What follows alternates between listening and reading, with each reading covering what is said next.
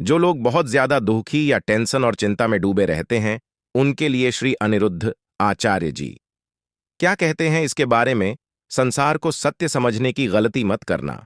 संसार मिथ्या ही है, केवल कृष्ण सत्य हैं, इसलिए उसे सत्य स्वरूप परमात्मा की सत्य परम धीमहि सत्य स्वरूप परमात्मा की शरण में हम सभी को चलना चाहिए। भगवान चित्त स्वरूप है, अर्थात प्रकाश स्वरूप है, ईश्वर का प्रकाश ही है, इसलिए हम देख रहे हैं। हमारे भीतर जो देखने की शक्ति है, उस शक्ति के रूप में परमात्मा ही तो बैठा है। वो शक्ति चली जाए तो आंखें तो होंगी, पर दिखेगा कुछ नहीं, शक्ति नहीं है। किसी को पैरालाइसिस हो जाता है, हाथ नहीं हिलता, हाथ तो है पर हिलता नहीं है। अंदर में जो शरीर को हिलाने डुलाने की शक्ति थी, वो शक्ति उस अंग की निकाल कर चली गई। शक्ति गई तो हाथ तो है, पर तुम्हारा है, उठा लो। तुम अपने बल से उठा सको तो तुम अपना हाथ भी नहीं उठा सकते, इसलिए केवल भगवान में अपना समर्पण कर। इसी से हम जीव मात्र की भलाई किस बात का हम घमंड करें, किस बात का अहंकार करें।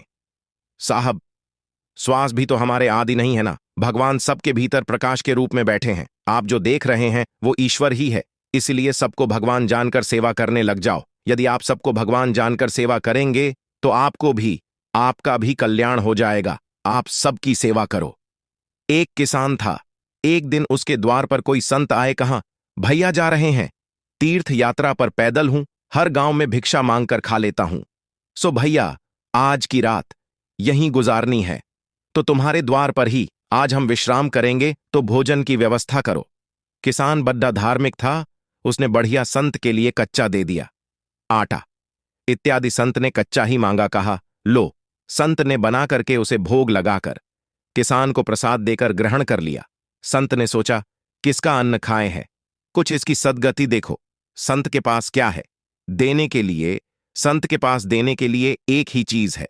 बोले, ईश्वर तक पहुंचने का उपाय, ईश्वर तक पहुंचने का रास्ता संतों को पता है, सो वही रास्ता सबको बताते रहते हैं। किसी की समझ में आता है तो उस रास्ते पर चल के वो ईश्वर तक पहुंच जाते हैं। बोले, वो तो आज मिट्टी खोदने गए हैं। संत ने कहा किसान से, भैया तुम रोज 1 घंटा कीर्तन किया करो। किसान ने कहा, सरकार ये काम नहीं हो सकता, मैं किसान हूं और बहुत काम रहता है, पत्नी बच्चों में, किसानी में समय बिल्कुल नहीं मिलता कि 1 घंटा कीर्तन करो। तो संत ने कहा, कोई बात नहीं, तुम 1 घंटा कीर्तन नहीं कर सकते तो पास में कोई मंदिर हो तो नियम बनाओ और नियम से एक बार ठाकुर जी का दर्शन करने मंदिर जाया करो। किसान बोला, सरकार हम यह भी नहीं कर सकते, मंदिर थोड़ा 100-200 कदम पर दूर है, कई बार समय नहीं मिलता, भागना पड्ड दहाजता है खेत की तरफ। अब संत बद्धे चक्कर में पड्ढे से क्या उपाय बताऊं? तो संत ने उससे पूछा, अच्छा ये बताओ, तुम क्या कर सकते?